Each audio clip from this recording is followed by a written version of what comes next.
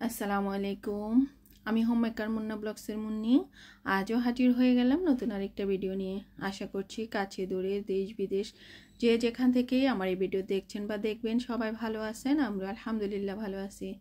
আজকের ভিডিওর শুরুতে কাপড় নিয়ে বসে পড়লাম, তো আশা করছি আপনাদের কাছে ভালো লাগবে। আর ভালো লেগে গেলে একটা লাইক দিয়ে দেখাটা কন্টিনিউ করবেন। তো এখানে 3টা মেক্সির কাপড়, এগুলো আমার আম্মার। তো আম্মা তো এতদিন কাপড়ই পরতো, আসলে এখন একটু বয়স হয়ে যাচ্ছে, আস্তে আস্তে কাপড় সামলানো একটু কষ্টদায়ক হয়ে যাচ্ছে। তো এক প্রকার জোর করে এখন মেক্সি পরানো হচ্ছে, তো সেটাই বানিয়ে নেবো আর কি। তো কেটে নিচ্ছি এক এক করে, 3টা মেক্সি কেটে নেবো। অনেক দিন যাবৎ বাপের আম্মু এগুলো আমার কাছে দিয়ে গিয়েছে, মানে বানিয়ে দেওয়ার জন্য। ওই কাপড় কিনে দিয়েছিল আর কি।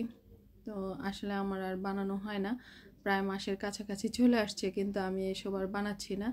তো ভাবলাম কেটে নেই, কাটা থাকলে এক সময় ঠিকই আবার বানানো হয়ে যাবে। তো তার জন্যই বসলাম। আসলে এখন না কোনো কাজ করতে গেলে মানে বিরক্ত লাগে, মানে করি করি করি করে আর আসলে করা হয় না, অলস হয়ে গিয়েছি। তো আবার যখন মন চায় তখন দেখা গেছে কি একসাথেই সব নিয়ে বসে পড়ি। তো সেটাই হচ্ছে। তো এখন ভাবতেছি 3টা মেক্সি কেটে নিই, আর কাটার পরে যখন আবার মন চাইবে আর কি, আমার তো সব মন মর্জির উপর ডিপেন্ড করে, মন চাইবে তখন আবার আমি এটা করে নেব। তো ওই সময় একবার মোড়ার কাজ নিয়ে বসেছি, তখন তো ভেবেছিলাম মনে হচ্ছে যেন যেদিন বসেছি সেদিনই আমি পুরো মোড়াটা কমপ্লিট করে ফেলি। তা আসলে একটু গ্যাপ দিলে না আবার মানে কেমন জানি হয়ে যায়, তখন আর মন চায় না, সেটা আবার রেখে দেই। তো সেই মোড়াটা তো যে পর্যায়ে আপনাদেরকে দেখিয়েছি, আরও 2টা মোড়াও কিন্তু ওই পর্যায়ে করে রেখে দিয়েছি। তো 3টা মোড়া হবে। তো সেগুলো আবার কখন কবে শুরু করি জানি না। তো তার জন্য আবার যা যা লাগবে সব কিছুই খান সাহেব এনে দিয়েছে, কিন্তু আমি বসতেছি না, মানে কবে বসি কবে বসবো ঠিক জানি না। হয়তো বা আবার এক সময় কমপ্লিট করেও ফেলবো, তবে গুছিয়ে রেখে দিলাম, এক সময় ইনশাল্লাহ হয়ে যাবে। তাই তো ম্যাক্সিটা কেটে নিচ্ছি। তো আর আম্মা অবশ্য বলছিল যে মানে মেক্সির গলার জন্য একটু ছোট দেই, তো সেটাই করব, একটু ছোট করে গলাটা কেটে নেব। আর মেক্সি কাটা একদম সহজ, কেউ যারা পারে তো পারে, আর যারা না পারে তারা একবার দেখলে আমার মনে হয় পেরে যাবে, এতটাই সহজ। তো একটা কাটা তো হয়ে গেল, বাকি 2টো কিন্তু আমি কেটে নেব। আর এখান থেকে কিন্তু গলাটা কেটে নেব আর কি। গলা যে পাইপেনের মতো হয়, কেউ চিকন দেয় কেউ মোটা দেয়, সেটাই কেটে নিচ্ছি। তো এই গোল গলা দিব, আর গোল গলাই আমার কাছে ভালো লাগে, আমি নিজেও গোল গলা পরতে আমার কাছে ভালো লাগে সব সময়। আর খান সাহেবেরও খুব পছন্দ গোল গলাটা, ডিজাইন গলা দিলে উনি এত বেশি একটা পছন্দ করে না।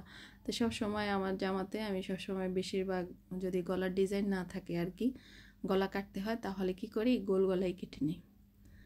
তো এই তো একটা গলা তো কেটে ফেললাম, আর একটা মেক্সি কাটা কমপ্লিটও হয়ে গেল। আমি হাতার কাপড়টা আগে কেটে নিয়েছি, তারপরে বাকি যে কাপড় ছিল পুরোটা দিয়ে মানে বডির কাপড় কেটে নিলাম, কারণ আম্মা তো একটু বড় মেক্সি পরে, আর 3.5 গজ কাপড়, হাতা যতটুকু লাগবে ততটুকু আগে কেটে নিয়েছি, বাকিটা কিন্তু মেক্সির পুরো বডি হয়ে যাবে। আর এই যে উপরের অংশটা এটা কেটে নিচ্ছি, এখান থেকে কিন্তু গলাটা হয়ে যায়। তা একদম সহজ কিন্তু কাটা, শুধু একটু যারা হেলদি তাদের জন্য একরকমভাবে কাটতে হয়, আর যারা একটু চিকনি চামেলি তাদের জন্য অন্যভাবে কাটতে হয়। এই যে মাপটা কেবল ওইখানটাই ডিফারেন্স। তাই তো হাতা ফেলে আবার আরেকটা হাতা কেটে নিচ্ছি, এত মাপামাপি আর কি করার দরকার, তো এইভাবে করে নিচ্ছি। আর যখন পারতাম না তখন এই কাজগুলো যে কত কঠিন মনে হতো, আসলে যে যেটা যখন না পারে তার কাছে সেটা কঠিনই মনে হয়, যখন আবার পারে তখন মনে হয় কি একদম সহজ, পানির মতো সহজ। তবে আমি যতজনকে শিখিয়েছি এই কাটাটা, আমার শ্বশুরবাড়িতে অনেকেই কিন্তু কাজ না শিখে মেশিন কিনে নিয়েছে। দেখা গেছে কেউ একটা পারে তার কাছে আসছে, এরকম আমি অনেককে সেলাই দেখিয়ে দিয়েছি। তো তারাও পারে আর কি সহজভাবে, যেটা আমি মানে আমার মতো করে আমি শিখিয়েছি। আমরা যখন শিখেছিলাম তখন একভাবে বলেছিল, একভাবে শিখিয়েছিল, কাটিং টাটিং সব অন্যরকম ছিল, কিন্তু আমার কাছে আবার যখন সেলাই করতে করতে আমি নিজে আবার নিজের একটা তো অবশ্যই অভিজ্ঞতা হয়ে গিয়েছে, সেটার আলোকে আবার আমি নিজেই কেটে নিই। তো ওইটাই আমি আবার অন্যকে যখন শিখাই বা বলে দিই তখন ওইভাবেই করে দিই। তো তাই তো তিনটা কাটা কিন্তু কমপ্লিট। এই কাটাকুটিগুলো কিন্তু আরও কয়েকদিন আগে করেছিলাম, সেই ভিডিওটাই আজকে আপনাদের সাথে শেয়ার করছিলাম। এটা ছিল আমার সন্ধ্যার পরের ভিডিও আর কি, নাস্তা টাস্তা খেয়ে তারপরের ভিডিও। তারপরে চলে আসলাম পরের দিন রান্নার কাজে। সকালে নাস্তা তো অলরেডি হয়ে গিয়েছিল, একটু হেভি খাবারই নাস্তাটা খেতে হয়, রুটি ছাড়া আসলে চলে না, কারণ বাচ্চাদেরও ছেলে তো কলেজে যায়, আসতে আসতে সে 2:30-3টা বেজে যায়, তো একটু বাসা থেকে একটু ভারী খাবারটা খেয়ে গেলে আর কোনো সমস্যা হয় না। তার জন্য আমার কষ্ট হলেও আমাদের রুটি নাস্তাটাই আসলে করতে হয়। আর ওই যে সামান্য চা বিস্কিট টিস্কিট আসলে এটা খাওয়া কখনোই তেমন এটা হয় না, মাঝে মধ্যে হয়তো বা আমার যখন বিরক্ত লাগে মানে বানাতে ইচ্ছে করে না, আমি শুধু আমার জন্য করি আর কি, সেটা অন্য কারো কেউ থাকলে তাদের জন্য অবশ্য করি না। তো কাটাকুটি করা শেষ। আর এই প্যাকেটে ভাবছেন কি পার্সেল এসছে? পার্সেল না, এটার মধ্যে দেখেন কি আসছে, ঔষধ।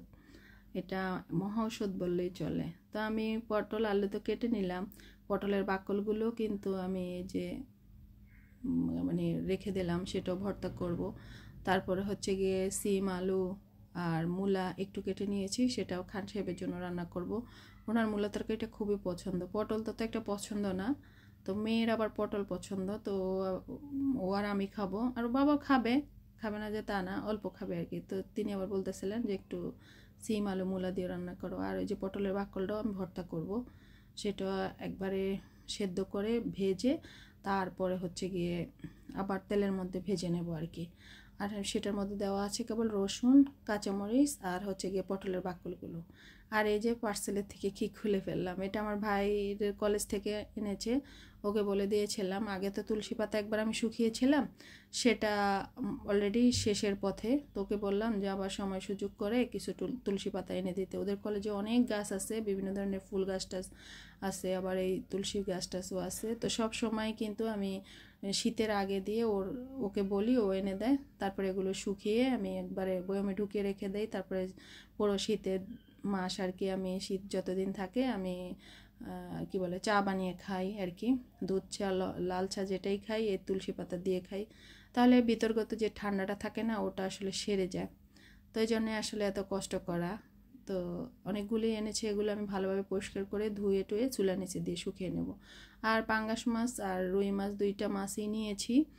তো গত ভিডিওতেও কিন্তু আমি কি বলে পটল রান্না করেছিলাম, এই ভিডিওতেও কিন্তু আমার সেই পটল রান্না করা হচ্ছে, কারণ পরিমাণে একটু বেশি নিয়ে আসছে, তো তার জন্য পরপর 2 দিন হচ্ছে। এটা হচ্ছে সিম আলু মূলার তরকারিটা, আর এটার মধ্যে রুই মাছ দিয়ে রান্না করেছি, আর এটা হচ্ছে গিয়ে পটল আর আলু দিয়ে রান্না করেছি, এটার মধ্যে পাঙ্গাস মাছ দেওয়া, আর সে ভর্তাও করেছি। আর আগের ডাল রান্না ছিল সেটাও আছে, আর এটা হচ্ছে সে পটলের বাকলের ভর্তা। তো ভর্তাটা আসলে খেতে ভালোই হয়েছিল, তো আমাদের কিন্তু খাওয়া হয়ে গিয়েছিল। তো এই ছিল আমাদের মানে দুপুরের খাবার প্লাস রাতের খাবার। আর এটা হচ্ছে গিয়ে বিকেলের অংশ, বিকেলবেলা আমার ভাই আসছে, তা আম্মা অবশ্যই আমাকে সকালবেলায় ফোন দিয়ে বলে দিয়েছিল যেন বিকেলে কোনো নাস্তা টাস্তা রেডি না করি, বাড়ি থেকে পিঠা বানিয়ে পাঠাবে। এটা হচ্ছে মুগ ডালের পিঠা। তো মুগ ডালের পিঠা আমার মায়ের বাবার খুবই পছন্দ, তো মুগ ডালের পিঠা দিয়েছে 2 বক্সে করে। আর এই যে বক্সটা খুলতেছি এটার মধ্যে হচ্ছে গিয়ে চালতার আচার। তো আম্মা যে সেদিন চালতার আচার দিয়েছে, শুনেছে যে মেয়ের জামাই খুব মজা করে খেয়েছে, মানে খান সাহেব খুব মজা করে খেয়েছিল, তার জন্য আবারও পাঠিয়ে দিয়েছে।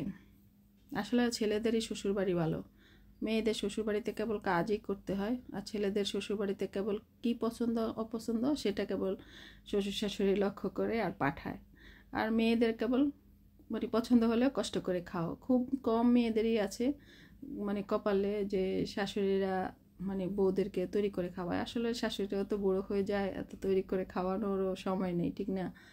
আর সবারই জীবনে একটু রেস্টের প্রয়োজন থাকে। তো যাই হোক, এদিকে আবার মূলাও পাঠিয়েছে বাড়ি থেকে, চালতা, কারণ চালতা যে আমি বলেছিলাম যে মাছ দিয়ে রান্না করে খাবো, এটা প্রয়োজন করব, তার জন্য চালতা পাঠিয়ে দিয়েছে। আমাদের বাড়িতে চালতা গাছ আছে মোট 3টা, তো অনেক চালতা, অনেকে নিজেদের আচার টাচার বানাবে এইসব বলে টলে নিয়ে বিক্রি করে আমাদের গাছের চালতা আর কি, কিন্তু আমাদের আসলে পাড়াও হয় না, খাওয়া হয় না।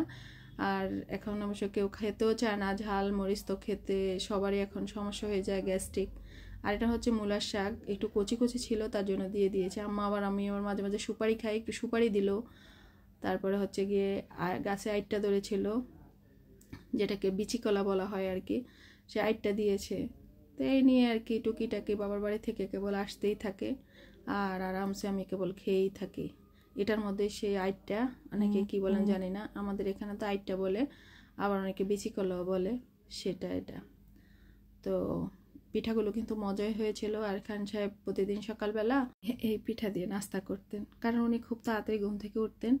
বাচ্চাদের সকালে নাস্তাটা তো উনি রেডি করে দিতেন, তার জন্য আমার ডিউটিটা একটু পরে হতো আর কি।